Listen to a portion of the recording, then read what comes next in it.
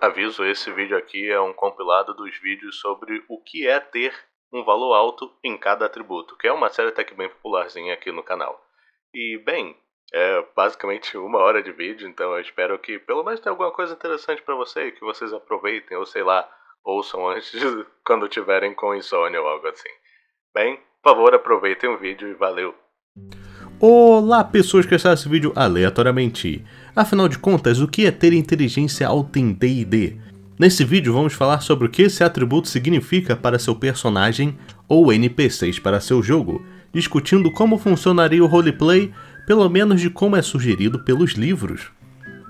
O resumo da 5ª edição diz que esse atributo dita sua capacidade de lógica e memória. Muitos também gostam de simplificar para o Booksmart, que poderia ser traduzido para estudioso, já que muitas das habilidades relacionadas à inteligência, sendo arcana, natureza, religião e história, podem ser explicadas com "eu li um livro antes".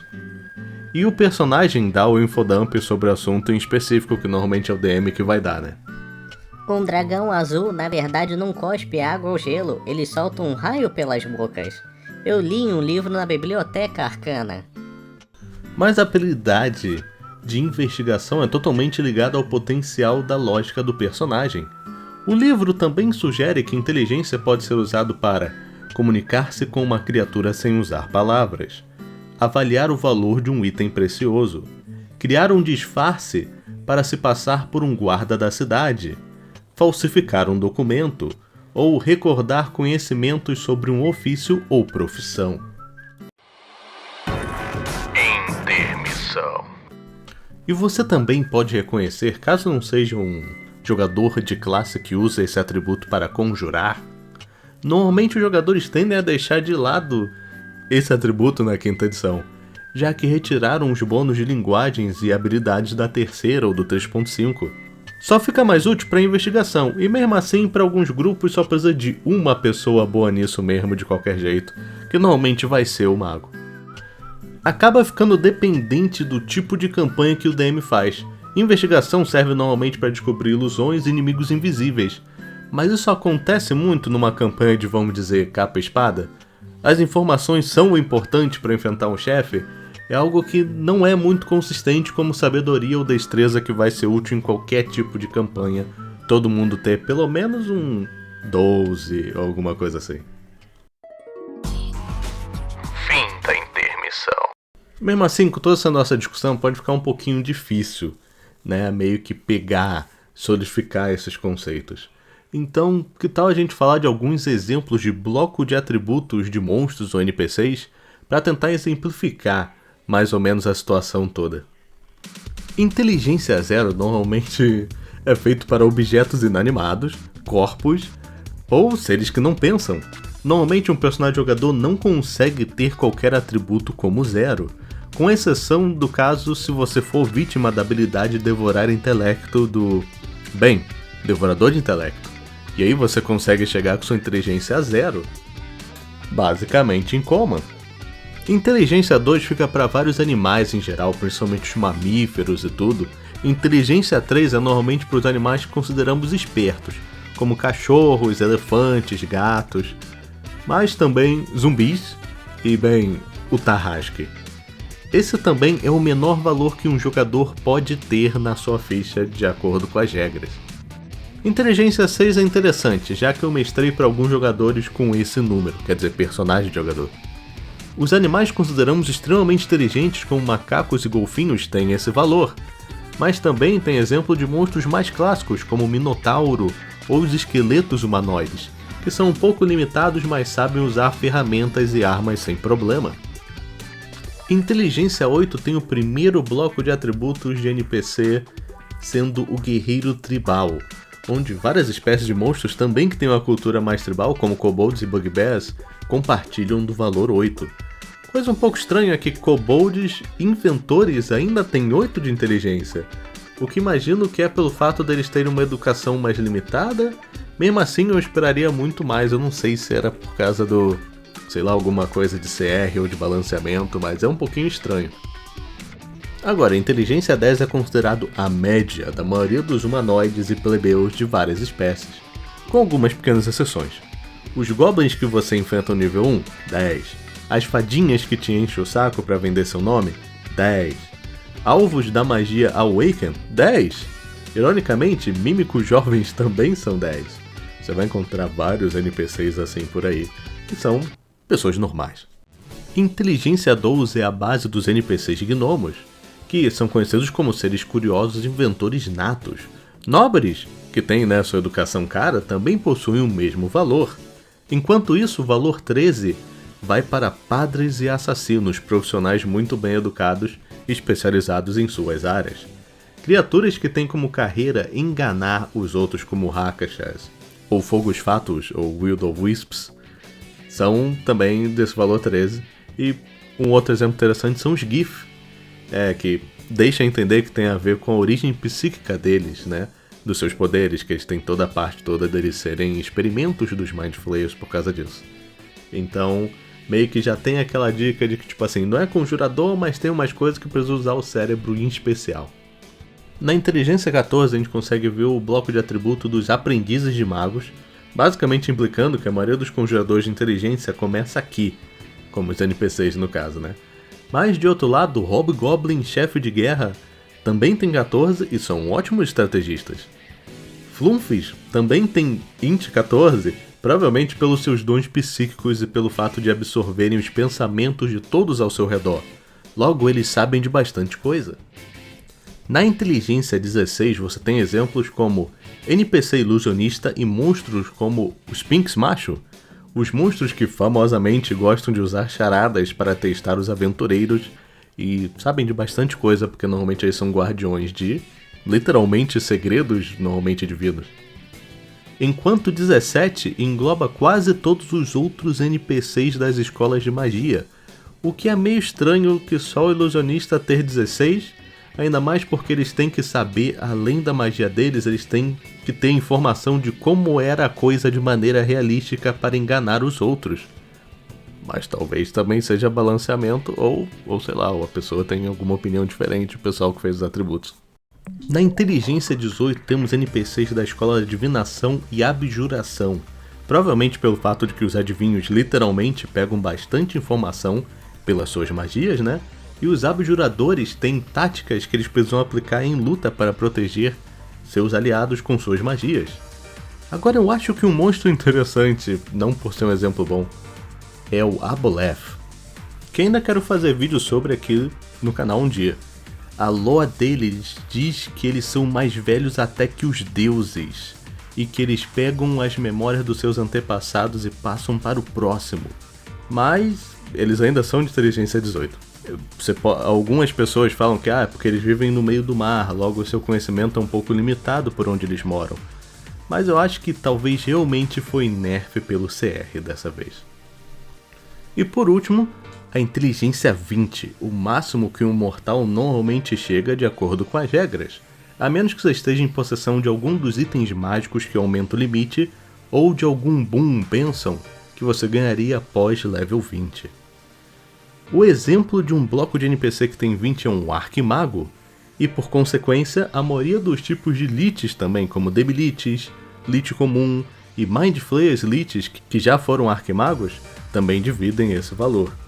Algo muito interessante é que o Príncipe Demônio Demogorgon é extremamente inteligente com valor 20, mesmo tendo uma das suas cabeças como um selvagem que só quer destruir tudo, ele ainda domina boa parte do abismo. Sinto que essa segunda cabeça nerfa um pouco ele. Logo eu sinto que talvez ele teria até mais do que 20 de inteligência. E de 21 pra cima é onde ficam as entidades, deuses, coisas que vivem milhares de anos, origens de Hive Minds como os Elder Brains, solares que têm conhecimento de múltiplas coisas acontecendo em planos diferentes, semideuses e arquidiabos que precisam enganar e criar estratégias contra outras entidades tão poderosas e antigas como eles. Azariel, de Avernus, tem 26 de inteligência, só mais um abaixo do Acererak com insanos 27 de inteligência. O cara que fica pulando entre planos e gosta de ficar montando mega dungeon pra fazer aventureiro sofrer. E só pra dar mais munição pro pessoal nos comentários que comenta que o Vecna é bucha no 5E, ele tem apenas 22 de inteligência, o cara que ascendeu a divindade é o Lorde dos Segredos. Mas pegando nesses exemplos, você dá para sentir as interpretações diferentes do atributo. Às vezes é memória, às vezes é especialização, às vezes é mais lógica e às vezes é uma mistura de todos. Eu gosto de dar memória fotográfica para personagens de inteligência alta. Eles também podem ficar consultando, levando livros e pergaminhos para consultar a qualquer hora. Às vezes são apenas bons detetives. Sabe qual é um personagem que eu acho bem interessante em termos de especular o atributo de inteligência? De ficção, no caso? O Laios do anime Dungeon Mesh. Pequenos spoilers aqui da primeira temporada, Ele só tem educação básica, ele abandonou a academia e o exército. Ele não parece a faca mais afiada do mundo, mas pergunta pra ele como que os mímicos funcionam em termos de ecossistema, que tu vai ver que o cara é esperto. É só você ver como que ele é curioso sobre como que os monstros funcionam e tenta testar suas teorias, criando a dúvida se armaduras animadas no anime são realmente só criadas por magia. Ele teoriza e elimina diversas possibilidades baseadas na lógica e no conhecimento que ele tem. Eu acho que ele teria tipo uns 12 a 14 de inteligência, só por essa hiperfixação que ele tem. Ele até pega uma multiclassezinha de conjurador no final da primeira temporada, então eu acho até interessante às vezes ficar vendo, meio que gamificando essa coisa, análise de personagem pra isso. Eu acho interessante e ajuda um pouco. Mas de qualquer jeito, o que acharam desse vídeo? Tem algum fato ou exemplo interessante que me esqueci de mencionar? Algum personagem seu tem inteligência alta? Ou você evita isso pela sua capacidade na vida real? Bota aí nos comentários. Olá pessoas que acharam esse vídeo aleatoriamente. Hoje, em vez de falar sobre um monstro, uma categoria de Dungeons & Dragons, vamos falar de uns atributos mais difíceis de definir. Porque às vezes até eu me confundo. Porque não é tão facilmente quantificável como o atributo de inteligência, que já fizemos vídeo aqui no canal, que aliás eu recomendo ver. De qualquer jeito, vamos falar primeiro de como o livro menciona que o atributo de sabedoria representa o atributo mental que mede sua percepção e seu discernimento. Até se você não tem o livro e vê tipo as regras gratuitas de 2014, é explicado como: a sabedoria reflete o quão sintonizado você está com o mundo ao seu redor e representa percepção e intuição. E de bônus, o livro do jogador também menciona que as 3 principais características são consciência, intuição e perspicácia. Não só isso, como dá o exemplo de que caso você queira fazer um anão mais velho, sábio e que seja um bom líder, você precisa de valores de carisma e sabedoria decentes. Se a gente separar a parte da liderança, que está no atributo relevante ao seu personagem ser mais carismático, esse exemplo leva à personalidade de um velho sábio, que às vezes leva alguns jogadores que sentem a necessidade de fazer um personagem mais velho caso o seu valor seja alto, mas não necessariamente precisa ser assim. Vamos falar sobre isso já já. As perícias que são relacionadas ao atributo são percepção, o cheque de habilidade mais pedido por 90% dos DMs, normalmente utilizando seus sentidos para perceber algo ou a falta de algo. Intuição, para saber as verdadeiras intenções de alguém, se ela está escondendo alguma coisa ou mentindo, às vezes até para tentar adivinhar o próximo movimento dela, normalmente lendo a linguagem corporal e mudanças de comportamento. Adestrar animais, para ver se você pode acalmar um animal domesticado, evitar que uma montaria se assuste ou até adivinhar as intenções de um animal, tudo na base da empatia. E tem sobrevivência, que serve para caçar, se orientar em lugares selvagens e adivinhar o clima de hoje, que quase ninguém usa, E ver sinais de animais perigosos na área. E meio que um dos últimos, medicina, que talvez é a mais polêmica das perícias relacionadas à sabedoria, porque muita gente fala que deveria ser inteligência ou poderia também ser como inteligência, já que é descrito como a habilidade de estabilizar um companheiro que está morrendo ou a possibilidade de diagnosticar uma doença, que você também poderia fazer se você tivesse lido sobre um livro, Mas pelas regras é na lógica medieval mesmo, no xamanismo, na informação passada pelas gerações anteriores, sacou? Mas eu concordo que poderia ser inteligência, mas de qualquer jeito. Por último, o livro também sugere que o mestre pode pedir um teste de sabedoria quando você tenta obter um pressentimento sobre o que fazer e discernir de uma criatura morta ou viva, se ela é da categoria morta-viva. E na página 14 do livro Jogador tem uma ação bem legal falando sobre o roleplay que o seu personagem pode ter em conta de valores da sua ficha.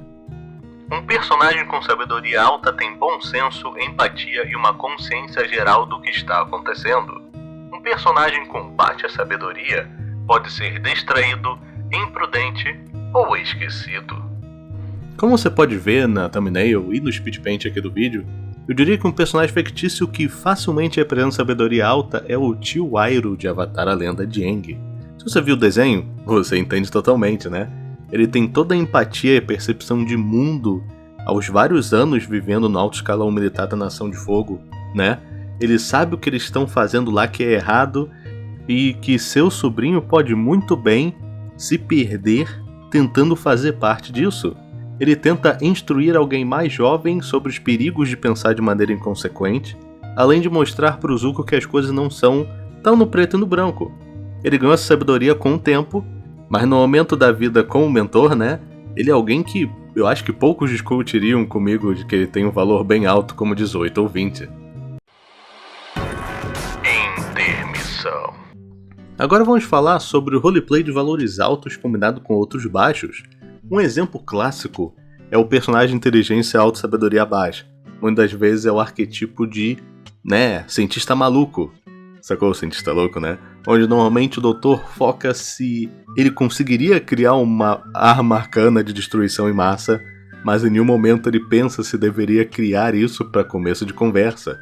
Um outro exemplo, que não é exatamente cientista maluco, mas eu sinto que muita gente vai me entender aqui, né?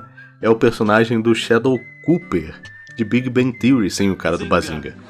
Mas também pode ser, algo que é alguém inteligente, mas que é desatento, sacou? Que não entende os outros, não tem uma intuição boa, tá ligado? Alguns podem até falar que a Frieren é alguém de inteligência alta, que, graças a todo o seu conhecimento de grimórios e magia, mas com sabedoria baixa pela falta de percepção de como as pessoas se sentem ao redor dela, além do problema todo com os mímicos.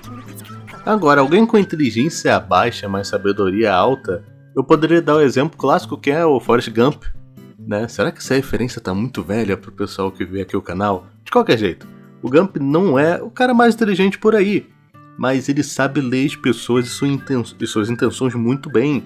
Ele tem ótimos instintos e tem uma boa base do que é o senso comum. Eu acho que ele é um exemplo perfeito para esse tipo de roleplay, né? E, aliás, um bônus, pra quem joga de bardo.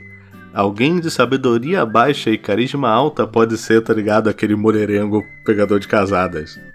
Você tem as palavras certas pra conseguir o que quer, mas não tem o pensamento certo de que isso com certeza vai criar consequências muito ruins pra você no futuro. E se isso não é ser inconsequente, eu não sei o que é. Então, agora seria nessa parte do vídeo onde eu compararia os atributos de blocos de monstros para quantificar o atributo. Mas eu diria que esse é um pouco mais difícil comparado com o vídeo de inteligência, né? Porque sabedoria pode pegar várias coisas diferentes. Como sempre, um plebeu tem 10 em todos os valores e é considerado a média. Bandidos, trolls e animais como mulas e aranhas têm esse valor entre 10 e 11. Sacou mais ou menos essa mesma etapa. Mas você consegue sentir que não necessariamente são pelas mesmas coisas. Animais como aranhas, usam sua sabedoria para caçar, criando armadilhas de teia, pegando insetos menores. Enquanto uma mula provavelmente usa sua perícia de percepção, que usa sabedoria, para poder perceber os perigos ao seu redor, Mas os humanoides que citei ficam bem na parte do senso comum, na possibilidade de poder ser enganado por um vigarista, ou até no quanto que eles entendem seus animais que já são domesticados. É algo que não é fácil quantificar aqui na inteligência.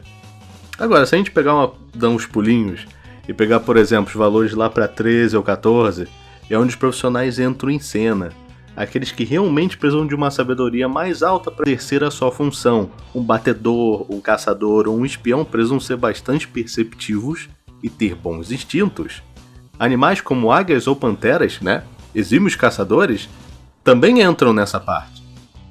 Nos valores 15 e 16 é onde você pode ver que os blocos de personagem, de criatura, NPC, que deveriam ter pelo menos uma sabedoria decente para sua classe ou para as suas conjurações, como um padre ou um druida. Ambos precisam de sabedoria, não só para guiar as pessoas sobre o caminho da sua divindade, como também para a conexão com o mundo natural deles para poder se comunicar com a natureza. Nessa parte de sabedoria também entram alguns dragões adultos, que imagino que também conta a experiência de 100 a 200 anos vivendo como um dragão. Em 17 e 18, sabedoria, onde fica o pessoal que você pode ver na maioria que viveu bastante.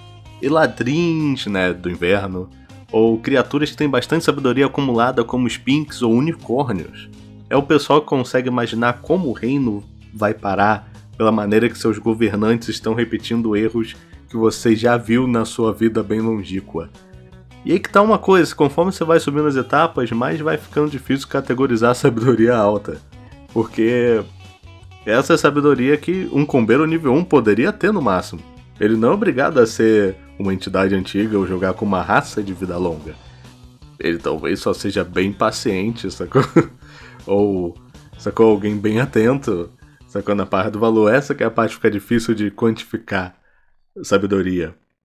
Mas, bem, continuando de qualquer maneira, eles só perdem só pro ápice do valor para os mortais, que é no cap de 19 e 20, o cap do 20, normalmente fica pelos arquidruidas e os devas, que literalmente são mensageiros diretos dos deuses. É insano, eu nem sei como seria normalmente o roleplay deles, sacou? Porque eu acho que o 18 e 19 já é onde eu conseguiria pensar de como é que é. E como é possível descrever como uma criatura que ultrapassa o limite de 20? É bem difícil. É no nível de entidade como Solaris e Azariel, sempre seres que têm contato com vários planos e já viram diversas civilizações que cresceram e se destruíram na frente dos seus olhos. E realmente, eu como DM, eu tenho uma dificuldade para tentar mostrar isso. Mas gente, de qualquer maneira, como vocês definem a sabedoria aí na sua mesa? O que acharam do vídeo? Tem algum fato ou exemplo de como quantificar esse atributo que eu me esqueci de mencionar, que tinha alguma edição antiga? Algum stat block que eu interpretei errado ou que eu peguei um valor errado no vídeo? Por favor, bota aí nos comentários. Olá pessoas que acharam esse vídeo aleatoriamente. Hoje, em vez de falar sobre o monstro, uma categoria de Dungeons & Dragons, vamos falar de um dos atributos mais mal entendidos, principalmente com jogadores mais novos. Normalmente pela diferença das definições do que as pessoas normalmente atribuem na vida real e das regras do jogo, que podem ser um pouco diferentes. Ou seja, vamos falar sobre carisma. Mas antes de começar as definições, eu vou adiantar logo. O atributo, atualmente, não tem nada a ver com quão fisicamente atrativo o seu personagem é. Ter 20 de carisma não te transforma no Ryan Gosling, e ter 3 de carisma não te transforma na vilã da nova onda do Imperador. Se fosse verdade, Beholders têm carisma alta e tu já viu como essas almôndegas de carne são, Quer dizer, a menos você tem um gosto específico. E para adicionar, obviamente, teste de carisma não é lavagem cerebral. Um teste de persuasão normalmente não vai fazer um rei largar sua coroa e posição pro bardo que gritou no teste de persuasão com o monarca. Não é assim que funciona. Se você for DM e faz assim, dá uma olhada lá nas regras do teste. O livro de regras diz que carisma é o atributo que representa a força da personalidade do seu personagem. Além disso, o livro do jogador fala que as 3 principais características do atributo de carisma são confiança, eloquência e liderança. As perícias que são relacionadas ao atributo normalmente entram no aspecto social do jogo, que são enganação, para cobrir a verdade com distrações, ganhar em apostas fazendo poker face, tentar passar como outra pessoa com disfarce, ou simplesmente mentindo na cara dura mesmo. Atuação, o ato de entreter um grupo ou alguém com música, dança, imitações ou até histórias. persuasão, quando você tenta influenciar alguém na boa fé, com diplomacia, tato ou simplesmente sendo educado. Usado para inspirar pessoas, remediar brigas e até convencer um guarda de que seu grupo precisa ver o rei para salvar o reino. E por último, e é meio que a mais divisiva conceptualmente, intimidação. Quando você tenta influenciar alguém por meio de ameaças, ações hostis, como quebrar a garrafa na mesa, e até violência física. Essa última parte sendo a parte polêmica, principalmente para os jogadores da classe bárbaro, que gostam de usar força para intimidar. Intermissão. E eu entendo totalmente os manos que jogam de bárbaro, eu jogava bastante com eles antigamente. A coisa é, a versão de 2014 literalmente fala que o DM pode pedir cheques com atributos diferentes, como um atletismo usando constituição, para nadar de uma ilha para outra em vez de força, ou usar intimidação com força em vez de carisma, ao quebrar algo com as próprias mãos na frente do seu alvo de influência. A coisa é, nem todo DM se lembra dessa regra pelo fato de que é um livro inteiro cheio de regras e opções, então alguns tendem a se esquecer. Obviamente tem DMs que só acham carisma pela intimidação idiota e muda pra força pro pessoal marcial. No 5.5, a versão de 2024, né? No nível 3, bárbaros ganham a habilidade chamada Conhecimento Primal, que deixa com que, enquanto estiverem em fúria, eles podem rodar cheques como intimidação, acrobacia e até furtividade, com força, que vão ter vantagem pela fúria, graças à habilidade de ter vantagem em todos os cheques de força, por base. Então, eles sabem da reclamação. Por mais que eu sinto que ter que gastar a fúria pra isso não é uma solução muito elegante no final das contas. Fim da intermissão. O livro também diz que o mestre pode pedir um teste de carisma quando você tentar realizar uma das seguintes tarefas: encontrar uma pessoa ideal para conversar sobre notícias, rumores e fofocas, e misturar-se à multidão para perceber os principais tópicos de conversa, normalmente do local. Agora, se a gente ir na página 13 do livro do jogador, tem uma seção bem legal falando sobre o roleplay que o personagem pode ter em conta de valores altos ou baixos na sua ficha, como por exemplo, um personagem com carisma alto exala confiança, que normalmente é misturado com a presença graciosa ou intimidante. Um personagem com carisma baixo pode parecer bronco, desarticulado ou tímido. Como você pode ver na thumbnail e no speedpaint que tá rolando aqui, bem, no caso depende da thumbnail que você pegou aqui, que o YouTube te entregou, eu tenho 2 exemplos de carisma alto que eu levo comigo normalmente no roleplay. Um deles sendo o clássico meme do paladino que coloca tudo em carisma e força, o Terry Crews, ou alguns também chamam ele de Julius por causa, né, do todo mundo odeia Chris. Eu imagino que se tu pergunta pro brasileiro médio se ele é um homem carismático, eles vão concordar comigo. O cara tem uma aura própria, tem uma energia própria sempre quando ele atua, exalando pela tela, cara. Difícil tu conseguir ignorar ele em um daqueles comerciais famosos do Old Spice. Isso é onde eu pego a parte da força da personalidade. Ele sempre parece confiante, nem que seja na atuação dele, né? Que também é uma proficiência de carisma, então mais pontos pra essa headcanon aqui. Agora, se eu puder falar de um personagem fictício, um dos meus favoritos, que eu acho que representa bastante carisma alto, mas que talvez uma sabedoria um pouquinho mais baixa, é o Kamina, do anime de Tengen Toppa Gurren Lagann. A presença dele é insana, talvez para ele descartar totalmente o senso comum para conseguir inspirar os seus aliados e seu irmão mais novo. Ele cria discursos na hora, não só para inspirar, mas também para intimidar os seus inimigos, mesmo se ele estiver perdendo. Ele anuncia o como ele é maior do que sua própria individualidade, o esquadrão dele faz parte da sua presença no mundo.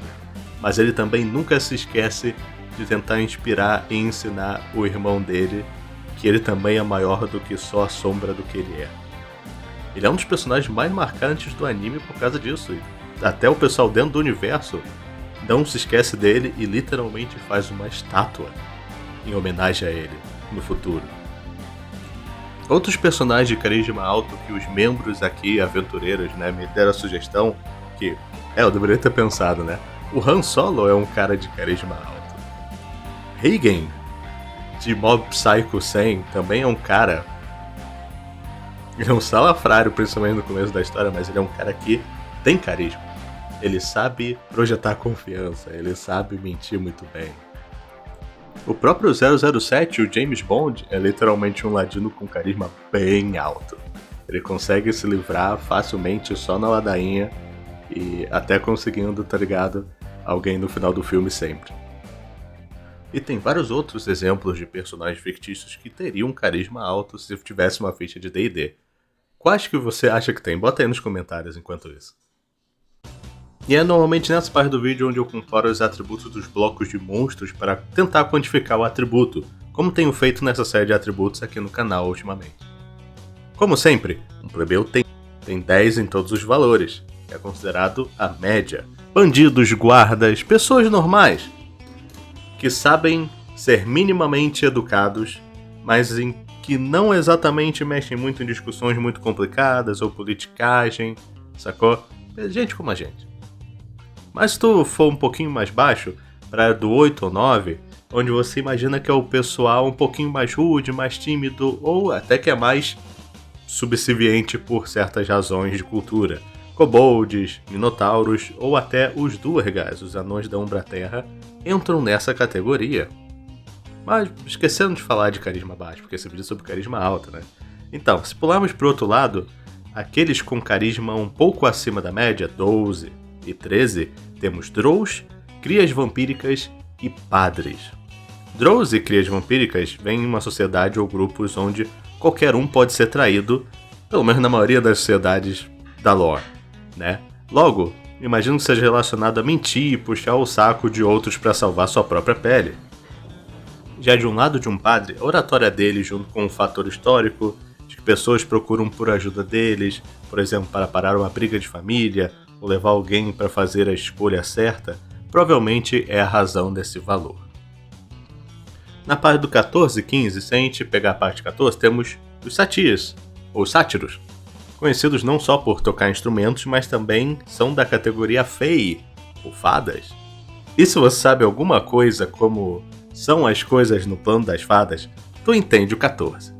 Diabretes, que por mais que estejam lá embaixo da pirâmide de diabos, né, ainda podem negociar uma com um mortal por poder. Um Hobgoblin líder de guerra, né, o War Chief, porém tem 15 de carisma, obviamente pelas suas habilidades de liderança na batalha.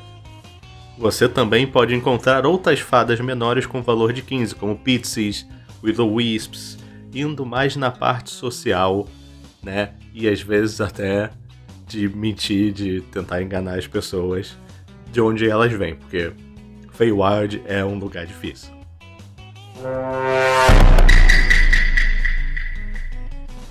(16 e 17 são engraçados, porque temos os nobres com 16 de carisma, o que faz sentido, né?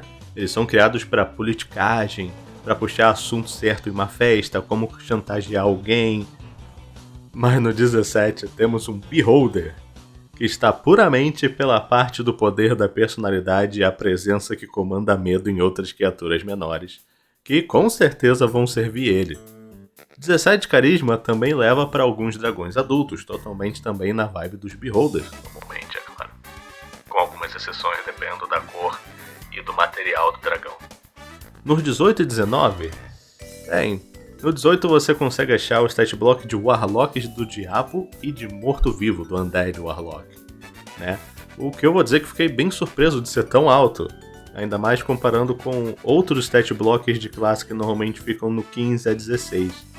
Agora, no 19 é onde você encontra vários dragões, às vezes jovens como os de prata e os vermelhos, e às vezes anciões como os verdes e os dragões pretos. E conforme você vai subindo, você vai chegando no 20, o ápice da maioria dos mortais de D&D. Os maiores dos negociadores, diplomatas, líderes Star... Data Fogão, como assim o Kraken tem 20 de carisma? Tipo, ok, eu sei que ele tem telepatia, mas é puramente pela aura de terror desse kaiju gigante? Não. Ele é um ser antigo na lore de D&D, um kaiju também. Mas com 18 de sabedoria, 22 de inteligência e entendendo mais do que 3 línguas, essa coisa é basicamente um semideus lá debaixo do abismo do mar de Forgotten Realms. Ok, mas não vamos nos perder aqui no final do vídeo. Um ótimo exemplo de uma criatura com 20 carisma é o Rakshasa, o tigre shapeshifter que mente para manipular, controlar e enganar pessoas o dia inteiro. Provavelmente até sendo governantes nas sombras de várias cidades ou até reinos por aí. Também pega as inquisidoras Drow, que são extremamente assustadoras com sua habilidade de descobrir se alguém estiver mentindo. Elas ameaçam como ninguém, elas têm bastante confiança e você sabe que se você tá em Umbraterra, você tá ferrado se você foi pego por uma delas. Ainda mais se você manja das coisas que acontecem na lore dos Drows lá embaixo. Tu sabe a bagunça. E quando passamos do 20, é onde encontramos vários dos diabos no topo da pirâmide, como Pitfinches, Arquidiabos, indo até lá em cima no 30, que é o máximo, com os Solares e Azariel. Não me pergunte como o 30 de carisma funciona, fica bem difícil dar power scaling na personalidade dos monstros. Mas vamos dizer que se eu encontrasse um Solar na minha frente, eu ia fazer o que ele ia me pedir. Ok, tu já viu vários dos exemplos aqui do vídeo. Você pode ver que existem algumas maneiras de interpretar carisma alto, sendo por uma presença que comanda ou inspira pessoas para lutar por você ou com você, sendo uma pessoa diplomática e educada para conseguir passar sem brigar, ou até ser um salafrário que mente até para a mãe se for pela necessidade de salvar a pele do seu grupo. Existe uma parte menos objetiva pelo fato de que personalidade também entra na parte do atributo, mas isso é bem mais difícil de definir, o quão memorável que você vai ser, né? De qualquer maneira, como vocês definem carisma na sua mesa? O que acharam do vídeo? Tem algum fato ou exemplo de como quantificar esse atributo que me esqueci de mencionar, talvez em alguma versão antiga? Algum stat block que eu interpretei errado no vídeo? Bota aí nos comentários. Olá pessoas que estão nesse vídeo aleatoriamente. Uma pergunta que guerreiros, bárbaros e até paladinos devem ter se perguntado. O que é ter uma força alta em D&D? Além do número alto para atacar no dado, é claro. Bem, a resposta objetiva e certa é: um personagem forte protege a si mesmo, e o mais forte protege os outros. Ok, mas o que os livros falam? Vamos discutir nesse vídeo. O livro de regras diz que força representa a quantificação do poder físico do personagem. Além disso, o livro do jogador fala que as duas principais características de força são o atletismo natural e o poder corporal. Tanto que na página 13 do livro do jogador, que é a seção onde tem dicas de roleplay do que o seu personagem pode ter por conta de valores altos ou baixos na sua ficha, ela dá o exemplo. Por exemplo, um alto valor de força geralmente corresponde com um corpo musculoso ou atlético, enquanto um personagem com um baixo valor de força pode ser magro ou gordo, porém fraco. Eles têm que especificar essa última parte porque eu sei muito bem que tem muita gente que come bastante e é bem forte.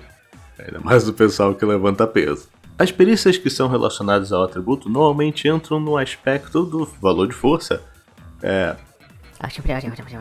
Como assim só tem atletismo? Tem certeza, produção? Bem, força só tem uma perícia, mas ela é bem utilizada, pelo menos, né? Atletismo abrange as situações difíceis que você tem que escalar, saltar ou nadar. O livro exemplifica com saltos extraordinários em um vale, tentar escalar um penhasco e nadar enquanto uma correnteza está te puxando.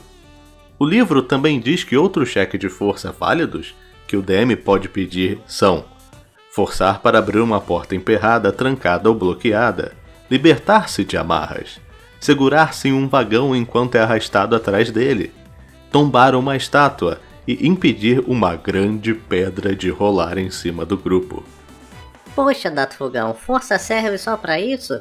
Bem, na verdade elas também servem para ver o peso que o personagem pode carregar de acordo com as regras.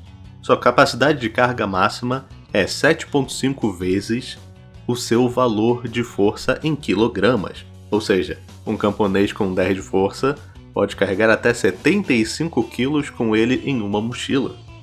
O que o próprio livro admite que é bem generoso, para que a maioria dos jogadores não precise se preocupar muito com isso, normalmente só para quem precisa usar armadura pesada, que tem níveis de força mínima para que o personagem consiga se movimentar mesmo com o peso de metal, né?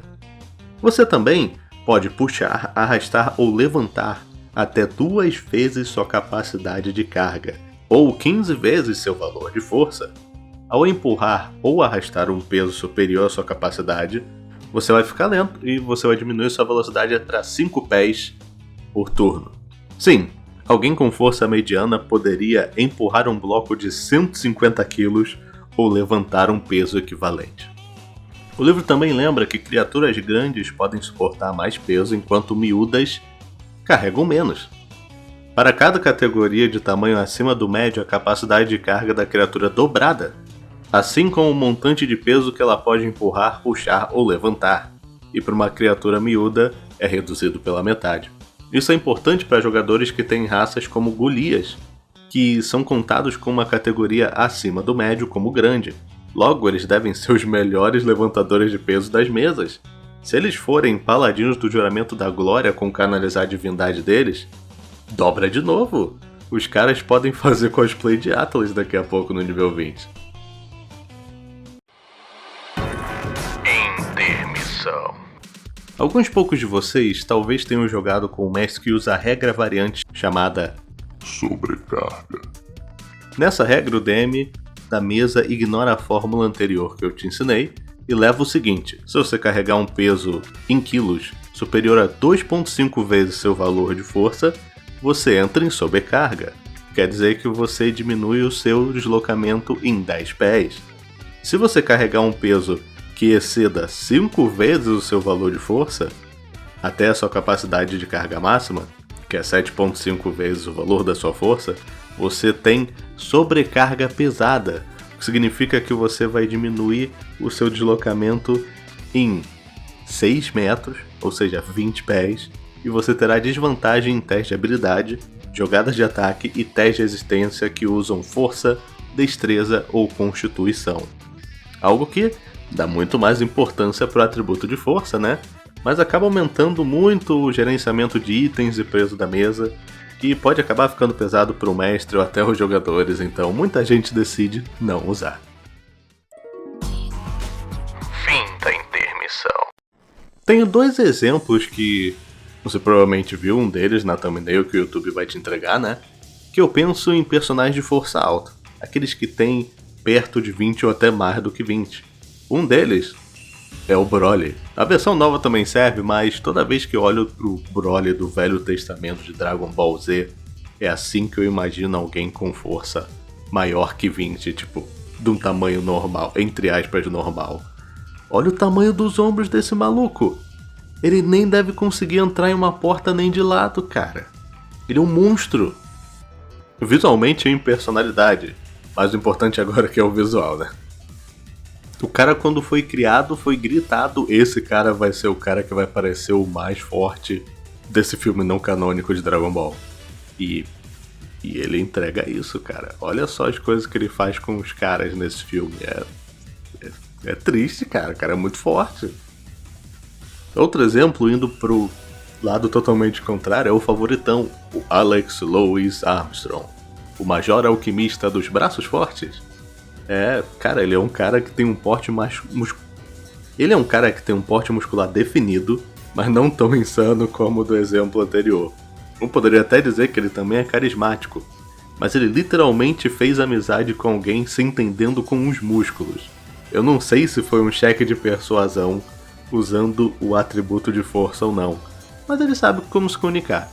Além de ele praticar o sistema de magia do seu universo com os próprios punhos. E na força, nem é algo de monge da vida, sacou?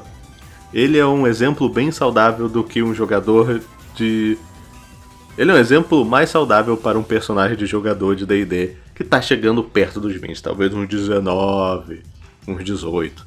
Qual é o seu personagem fictício favorito que teria o atributo de força alta?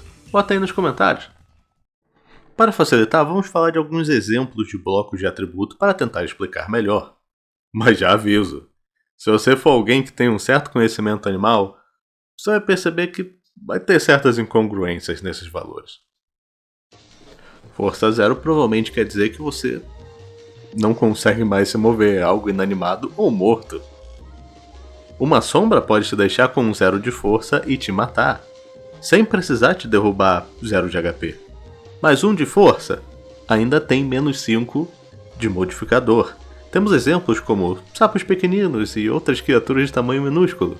Criaturas incorpóreas como fantasmas e sombras também têm esse valor, o que imagino que seja pelo fato de conseguir empurrar coisas sobrenaturalmente. E o Demilite também, porque é uma caveira flutuante. Mas se a gente for para a força entre 2 e 3 ou menos 4, entram animais pequenos, mas com um pouquinho mais de musculatura, como corvos e gatos. Os dragões de fada, que meio que são da família dracônica, também têm 3 de força, pelo fato do seu tamanho e seus bracinhos.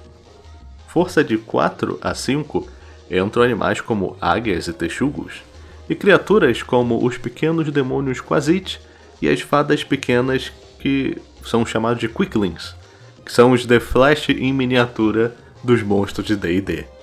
A força 6 e 7 é onde você pode acabar vendo alguns membros conjuradores da sua mesa, né? Já que eles não precisam tanto de força. Velociraptors, ratos gigantes e urubus são animais que entram nesse modificador de menos 2.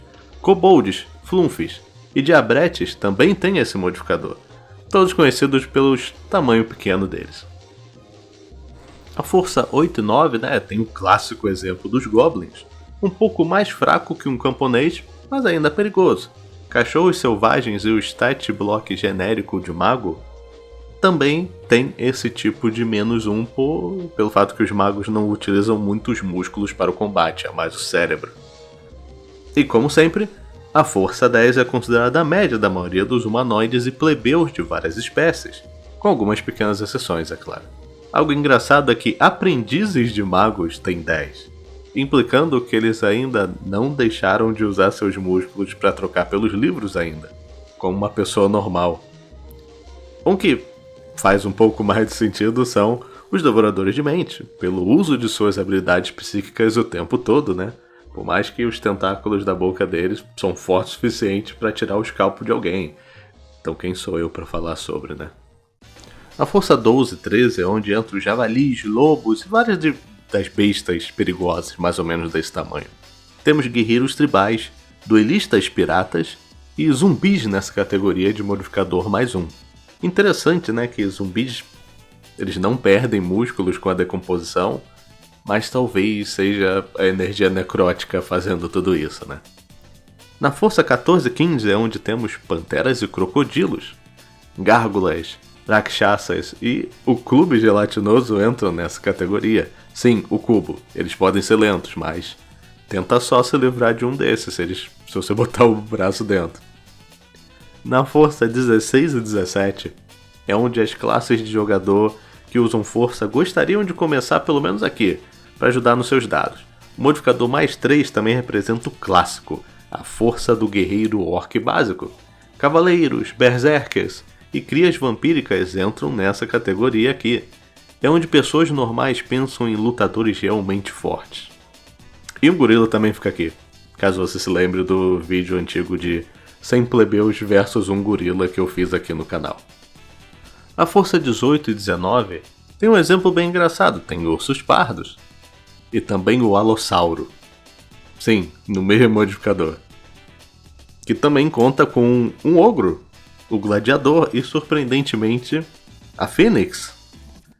Se você se esquecer que ela é de tamanho gigantesco aqui em D&D. Mas eu sempre fico bolado quando eu leio isso aqui no meu roteiro. A força 20 e 21, o modificador mais 5, é o limite dos jogadores mortais. A menos que você tenha algum item mágico que te dá força de gigantes, que dependendo da raridade pode chegar bem alto, ou você é um bárbaro de nível alto e você consegue chegar até força 24. Aboletes, gigantes da colina e cavaleiros da morte entram nesse limite extraordinário. A força 22 e 23 entram gorilas gigantes, elefantes e gigantes de gelo. Um golem de pedra pelo tamanho e material, também entra nesse grupo de modificador mais 6, além de alguns gênios elementais como os Daus ou os Ifrits. A força 24 e 25 tem o mamute e o tiranossauro como representantes animais. O dragão tartaruga e o gigante de ferro, além de alguns dragões adultos, também possuem esse modificador de mais 7. A força 26 e 27 é onde temos o gigante das nuvens, o diabo da fossa, o Baelor do lado dos demônios do abismo, o solar e até mesmo o Orcus e Azariel, que são dos dois arquidiabos que possuem o mesmo nível de força sobrenatural.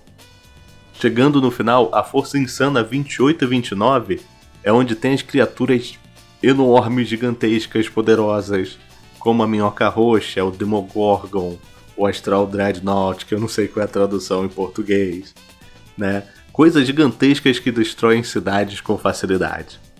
E o máximo, com o mais 10, é a força 30, o máximo do 5E de valores, né? Que é o Tarrasque, o Kraken e alguns dragões anciões como os vermelhos. Esse é o ápice da força. Pelo menos na versão atual de D&D. Quem sabe na 6ª edição, né? De qualquer maneira, quem é a pessoa que tem mais força na sua mesa? O que acharam do vídeo? Tem algum fato ou exemplo de como quantificar esse atributo que eu me esqueci de mencionar? Algum stat block que eu interpretei errado no vídeo? Bota aí nos comentários. Olá pessoas que fazem vídeo aleatoriamente. Por ser um atributo bem popular entre várias builds, você já pode ter se perguntado o que é ter uma destreza alta em D&D. O que isso quer dizer para o seu personagem, tirando um aumento na sua classe de armadura e poder da mortal para trás? Não que esse último não seja legal, mas nesse vídeo vamos tentar explorar o que isso tudo significa. O livro de regras diz que a destreza representa a medição da agilidade do seu personagem. Além disso, o livro do jogador fala que suas 3 principais características são agilidade física, reflexos e equilíbrio. Ou seja, não é exatamente velocidade, mas vamos falar mais sobre isso. Na seção 13 do livro do jogador, tem uma seção bem legal falando sobre o roleplay do que o seu personagem pode ter em conta dos valores da sua ficha, como por exemplo, um personagem com destreza alta é provavelmente ágil e esbelto, enquanto um personagem com destreza baixa pode ser um tanto desengonçado e desajeitado, ou pesado e com dedos grossos. As perícias que são relacionadas ao atributo normalmente entram no aspecto de se mover com rapidez, graça e, às vezes, quando é necessário, com silêncio, que são furtividade, para tentar se esconder de perseguidores, se esgueirar por guardas e qualquer outra ação na vibe de um ninja, tipo quando o Batman desaparece nas conversas com o comissário Gordon. Prestidigitação, que, para quem não sabe, é a arte do ilusionismo, né? Tudo na mão, na destreza manual. Você pode usar para plantar uma prova falsa no bolso de alguém, ou esconder um item debaixo da sua roupa. Normalmente o seu DM vai pedir para você rolar isso para poder roubar alguém. Por último, porém, não menos importante, temos acrobacia, o que literalmente fiz um vídeo anos atrás perguntando qual era a verdadeira utilidade dela tirando Farma Aura. Um teste de acrobacia abrange uma tentativa de permanecer de pé em uma situação complicada, como tentar correr sob uma camada de gelo, equilibrar-se na corda bamba e ficar de pé no convés de um navio que balança. O que muitas vezes muita gente reclama que é bem específico, mas é necessário, né? O livro também dá umas sugestões do que o mestre pode pedir para precisar de um teste de destreza, como por exemplo, controlar uma carruagem muito carregada em uma ladeira, dirigir uma biga em uma curva acentuada, abrir uma fechadura, o clássico, né? Desarmar uma armadilha, amarrar um prisioneiro com segurança, escapar de amarras, tocar um instrumento de cordas, porque eu acho bem interessante esse uso, e criar um objeto pequeno ou detalhado, com as suas mãos, é claro. Intermissão. Então, algo muito importante que a maioria dos jogadores já sabe, né? Mas caso você não use uma armadura pesada, você normalmente vai querer esse atributo pelo menos com um modificador de mais 2. O porquê? Porque porque destreza influencia sua classe de armadura. Sem equipar uma, a sua base é 10 mais seu modificador de destreza. Armaduras leves aumentam esse valor para 11, 12 ou até 13 mais o modificador. Armaduras médias normalmente têm um limite de usar até mais 2 no cálculo, mas ainda assim ajudam pois o valor base é maior, como 14 ou 15 mais o máximo de 2 da sua destreza. Também é bem útil, pois o seu dado de iniciativa também é baseado nesse atributo. Logo, você pode agir primeiro, mostrando sua agilidade superior, e até poderiam falar velocidade, dos outros. Outra dica é que a habilidade Jack of All Trades de bardos afetam o bônus de iniciativa, teste de contra-magia e dissipar magia também, então fica de olho aí, aquele bardo que é bem ágil aí da sua mesa, ele pode estar perdendo um pequeno bônus que pode ajudar. Fim da intermissão. Como você pode ver na thumbnail, né, e no speed paint aqui do vídeo, bem, dependendo de qual thumbnail você pegou do YouTube, eu tenho 2 exemplos de destreza alta. Um é alguém que se utiliza bastante de acrobacias e luta corpo a corpo com artes marciais, o Jack Chan. Tanto a versão do desenho como a dos filmes, é um lutador exímio com reflexos extremamente aguçados que adora usar armas improvisadas. Ele eu diria que é um ótimo exemplo de algo mais pé no chão, que você pode ter um monge ou um ladino se movimentando assim nas lutas na sua mesa, normalmente sem ter nível épico nem nada. Um exemplo um pouco mais extraordinário, mais com uma consequência do que realmente o fato principal, que com certeza passaria do 20, é o Flash, o The Flash. Sacou? Qualquer velocista decente de quadrinhos, eles têm, pelo menos teoricamente, um tempo de reação extremamente rápido. A sua super velocidade traz todo o papo de agilidade corporal possível, além de que, né, como você vai ver na próxima parte aqui do vídeo, as criaturas mais rápidas de D&D do 5e têm mais de 20 de destreza. Ou seja, é um exemplo de valor de atributo alto por algo sobrenatural ou até místico, em vez de algo cultivado com anos de experiência. Agora, nessa parte do vídeo onde eu comparo os atributos de bloco de monstros para quantificar o atributo, como tenho feito nessa série de atributos aqui do canal nos últimos tempos. Como sempre, o valor 0 quer dizer que você é algo imóvel, sem capacidade de movimento nenhum, normalmente em coma, morto ou simplesmente não vivo. O modificador -5 fica para criaturas que não conseguem se mover, mas que reagem por certo incentivo exterior, como o fungo violeta e o Shrieker, o gritador em português. São plantas ou fungos que reagem com toque ou coisas parecidas. O modificador -4 é interessante pois traz criaturas extremamente lentas, como a lesma gigante e o cubo gelatinoso. Também tem o cérebro em um jarro. Sim, isso é uma criatura. Não, eu não vou falar sobre. No modificador -3, temos um bem icônico, né? Se você conhece a lore dos diabos daqui do canal, né? Que é o Lemur, não Lemure. Que é um monte de carne nos 9 infernos, né? Que mal conseguem se mover. E o pudim preto, que é um dos slimes mais perigosos que você não quer enfrentar um desses quando você está no nível baixo. Agora, o modificador -2 é onde você pode até ver alguns marciais que não vão usar armadura leve ou média, né? Na sua mesa, que é ruim, mas dá para sobreviver. Sabe quem tem funções motoras mais lentas, né? Sabe qual é uma criatura que é um ótimo exemplo, né, desse atributo -2? Um zumbi. Mas também pelo fato, né, da criatura ser grande demais, ela também pode ter esse -2. Não por causa da sua capacidade, né, motora pelo seu cérebro, e mais por causa do seu tamanho. Como exemplo, né, o perigosíssimo Astral Dreadnought, que eu nem sei qual é a tradução em português, mas é o bicho que fica no plano astral que normalmente só o pessoal épico consegue enfrentar. O modificador de -1 é abaixo da média, mas ainda pode se coordenar bem. Normalmente você vê alguns animais como rinocerontes e elefantes nessa situação. Eles são grandes, mas não são tão atrapalhados assim. Múmias, vários dos gigantes mais comuns e até o abolete, né, que eles são grandinhos. Às vezes é pela inteligência, às vezes são as limitações dos seus corpos, sempre atrapalhando um pouco, né, quando você precisa de algo mais preciso. Mas você poderia dizer que Elefantes conseguiriam fazer várias coisas precisas com trombas, né? Mas você pode falar que eles são proficientes, né? Então, vamos nessa. No modificador mais 0, como sempre, um plebeu que tem 10 em todos os atributos é considerado a média de tudo. Não só isso, como Dretes, Kuotoas, além de vários animais que conseguem se movimentar normalmente, mas não necessariamente você pensaria que são ágeis, estão nessa categoria. Ursos, cavalos, todas essas coisas assim.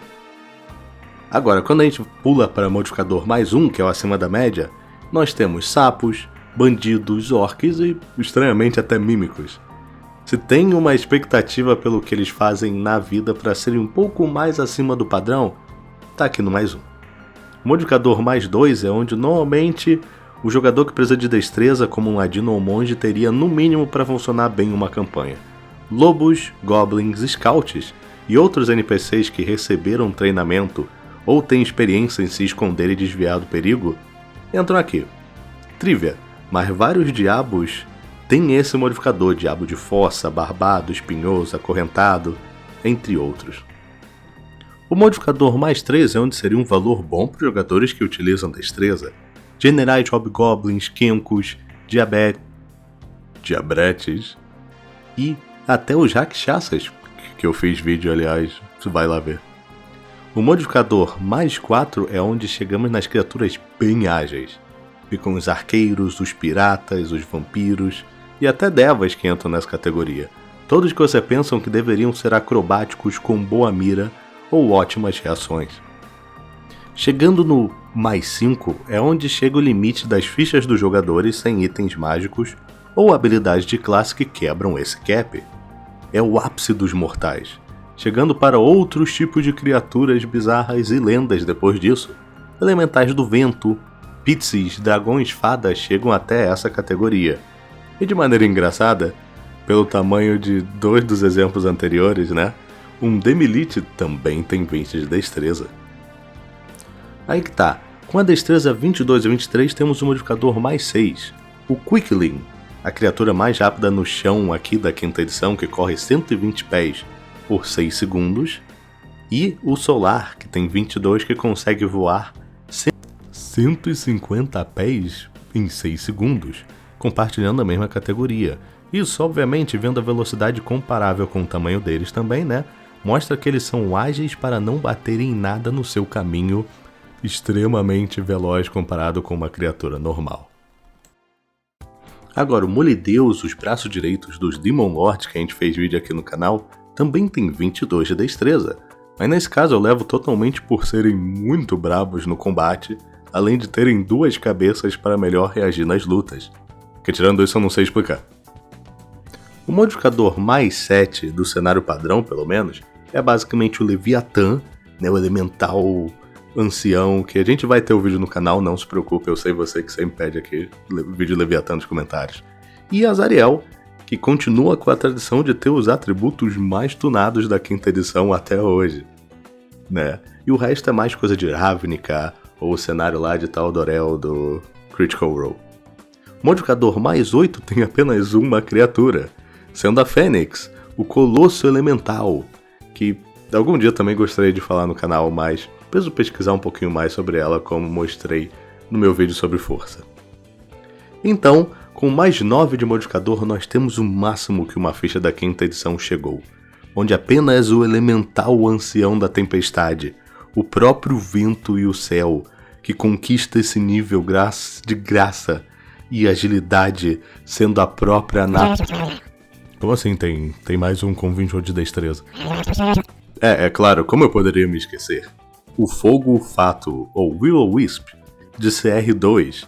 Eles são pequenos, maleáveis, e mesmo não sendo tão rápidos como os Quicklings, eles são bem difíceis de acertar, com 28 de destreza.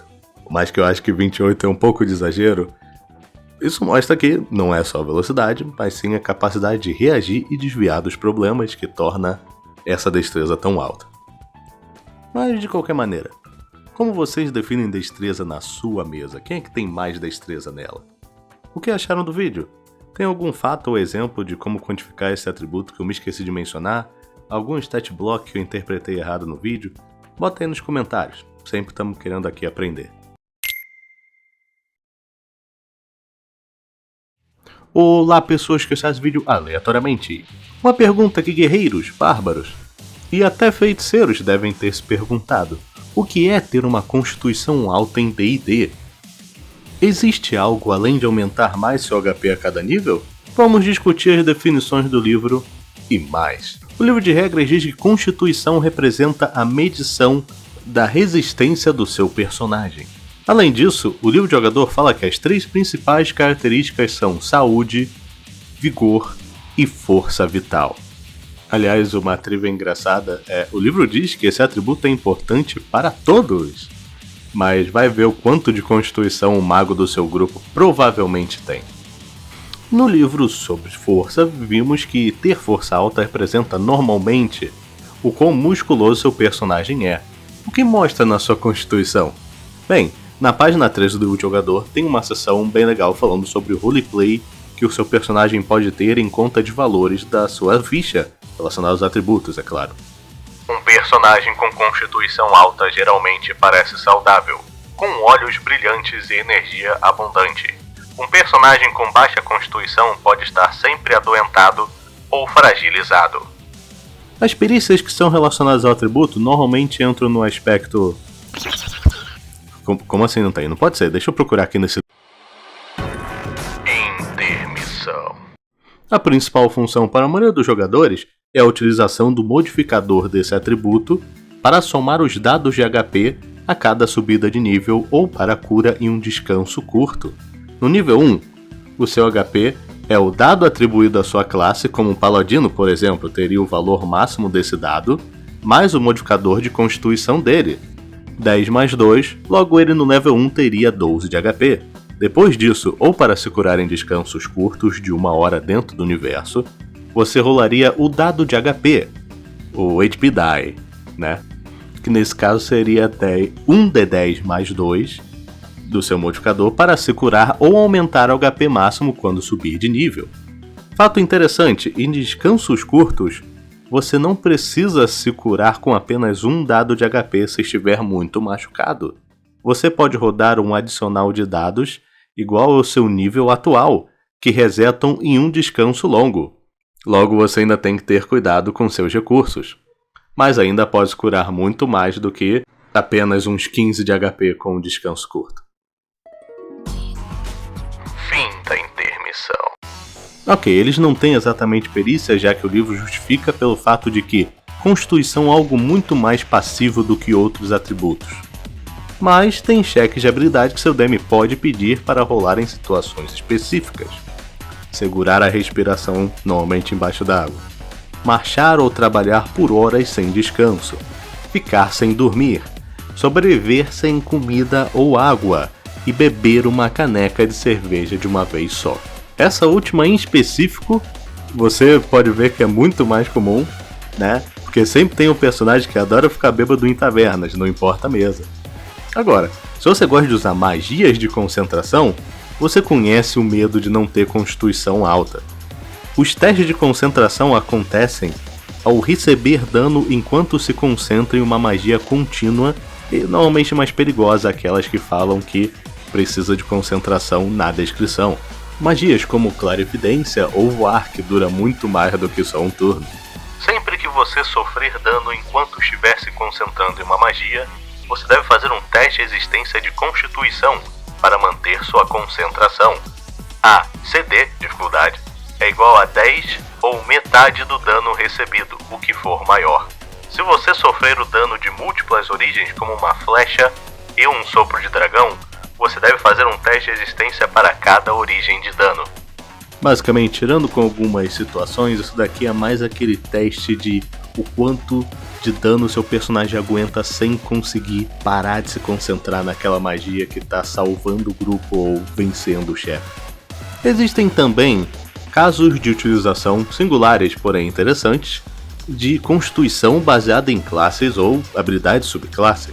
Bárbaros podem ter a classe de armadura deles se tornar 10 mais destreza mais constituição. Loxodons, que são os homens elefantes de D&D, também tem algo parecido, sendo 12 mais modificador de constituição, caso não estejam ambos das situações, caso não estejam usando armadura.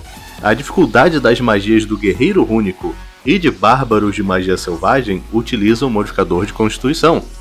O talento tatuagem aberrante de Eberron te dá um truque e uma magia de primeiro nível de feiticeiro que você conjura com constituição. A mordida de um Dhampir, os meio-vampiros, também utiliza a constituição para atacar, que aliás, se você tiver interesse, tem um vídeo velho aqui no canal sobre isso. Existem também casos um pouco diferentes, como o Cavaleiro Eco da subclasse, tendo 3 habilidades relacionadas ao tributo. O DC das baforadas dos Draconatos é relacionado à Constituição, e por aí vai. Existem bastante do lado dos marciais. Por mais que existe um Unearthed Arcana de feiticeiro de pedra, o Stone Sorcerer, que aumentava a classe de armadura para 13 mais modificador de Constituição. E falando em feiticeiros, já que eles têm proficiência em salvamento de Constituição, existe uma discussão antiga de que se deveria ter uma classe de conjuradores que utiliza a Constituição como um atributo mágico. Muitas pessoas falam que os feiticeiros deveriam usar, mas o pessoal do design da Wizards of the Coast deve se cagar de medo de ter magozinhos com um HP super alto como base. Eu imagino que talvez se utilizassem um sistema de gastar HP como os Blood Hunters, talvez funcionasse. Mas quem sou eu para fazer? Eu não sou designer de RPG de mesa. Agora, se pegarmos exemplos de personagens fictícios, normalmente se pensa em 2 tipos: os personagens super duro de matar e resilientes, e os que têm energia e saúde de sobra para gastar. O primeiro exemplo entra personagens que sofrem, levam porrada, literalmente recebem golpes letais que mataria qualquer um, mas eles continuam de pé e continuam levantando. Personagens como a Undyne de Undertale, que literalmente não morre de maneiras naturais violentas, e simplesmente se nega a morrer na rota alternativa do jogo, ou até o Berserker do anime Fate Stay Night, que literalmente é uma pedra ambulante que não só consegue voltar dos mortos 12 vezes seguidas, como é basicamente imune à última coisa que matou ele. Ambos, os dois quebram seus limites para tentar salvar alguém de um psicopata, voltando da morte até de quando não deveria ter voltado. E eu acho que isso é algo além de 20 de constituição, na minha opinião, de um lado, de jogador. E outro exemplo é o Sportacus de Lazytown. É isso mesmo, Se você viu quando é criança, você entende o que eu tô querendo dizer. Só olhe comer uma maçã e você vai ver como é que o cara tá. Então é aqui nessa parte do vídeo que normalmente quantificaria o atributo vendo os blocos, de atributos dos monstros, mas olha, é o seguinte, peguemos 10, o básico, o normal, o plebeu, que tem 10 em tudo, inclusive constituição. Logo, seria a média, certo? Mas, com o que aprendemos hoje nesse vídeo, qual que você acha que é a constituição de um morto-vivo como um fantasma? Isso mesmo, também é 10. Cadê o vigor? Cadê a saúde? Que energia vital tem esse conjunto de ectoplasma? Cubos gelatinosos têm 20 de constituição. Mortos-vivos nem tinham constituição na minha época. Ok, agora parecia um RPGista ranzinza. Mas de qualquer jeito, o atributo para os monstros não é exatamente usando a mesma lógica que para os jogadores. Muitas vezes é só para correlacionar o HP e para dar um teste de salvamento de constituição para o monstro. Logo, no final das contas, mesmo sendo o penúltimo episódio da série sobre atributos, eu prefiro deixar quieto sobre a comparação. De qualquer maneira, quem é a pessoa que tem mais constituição na sua mesa? O que acharam do vídeo? Tem algum fato ou exemplo de como quantificar esse atributo que me esqueci de mencionar? Algum stat block que eu interpretei errado no vídeo? Bota aí nos comentários. Mas até lá, muito obrigado por ter visto o vídeo até aqui. Eu espero que você tenha um ótimo final de semana. O próximo vídeo provavelmente vai ser sobre o Leviathan, se não tiver nenhum problema entre essa semana e a próxima. E vamos finalizar essa série com maneiras de poder quebrar o limite além do atributo 20 dos seus personagens. E com isso, espero que vocês tenham um ótimo final de semana. Valeu! E eu não poderia terminar esse vídeo sem agradecer aos membros do clube do canal. Muito obrigado aos membros apoiadores: Gaivoto, Sol Murilo, Krobis, Jojo Zus, Eduardo, Lucas Schran, Anderson Moraes, Slimball M, Tarcísio Oliveira, Gustavo Souza, Slayer Senpai 435, Nickel Van, Angelo Merchese e Angel of Deception. Muito obrigado a todo mundo que ajuda aqui o canal como apoiador. E muito obrigado aos membros aventureiros. Muito obrigado Woki, Mislamad, Logan o Aleatório, Yuichi, Anthony Kawan, Haru Netsu, RPG Hoje, o Fantástico Sr. André, Tepeira 1602, Underline H Underline, Caio Luciano, Lucas Prestes, Uter Samar, Squizo, Frênico, Giovanni Rato, Josézinho 00, El Natan 3037, Gustavo Rocha, Tanada Gato Otário, Matulu, Titio Clayton 7576, The Word 2156, Vemberan, Achardalon do Nordeste, Alpaca Rebaixada, Mateus José de Souza. Muito obrigado a todo mundo aqui que apoia como aventureiro. E por último, mas não menos importante, muito obrigado aos membros heróis que ajudam bastante o canal a ficar em pé. Muito obrigado ao Daleia Freire, Marcelo 4294, JVMB, The Shadow One, ou Eduardo, Doron Lorcai, Nathan, Davik Gamer, Eggdog DM, Felipe Oliveira, Jaré Quack, Versagem Cromédia, Patrícia Barbosa, Paladino Sombrio, Dryan _SZ, Ryan Gonzalez 584 e Miguel Yeshua. Muito obrigado a todo mundo que ajuda bastante o canal e apoia. Valeu mesmo. E bem, se por acaso você tiver interesse, do lado do botão de se inscrever tem um botão de se tornar membro e você vê os tiers que valem mais a pena para você, ou do que você gostaria para tentar apoiar ou ganhar algumas coisinhas de graça. Mas, no final das contas, você tá vendo o vídeo até aqui, que eu duvido depois de 1h15, já me ajuda bastante. Muito obrigado mesmo, gente. E um abraço. Valeu!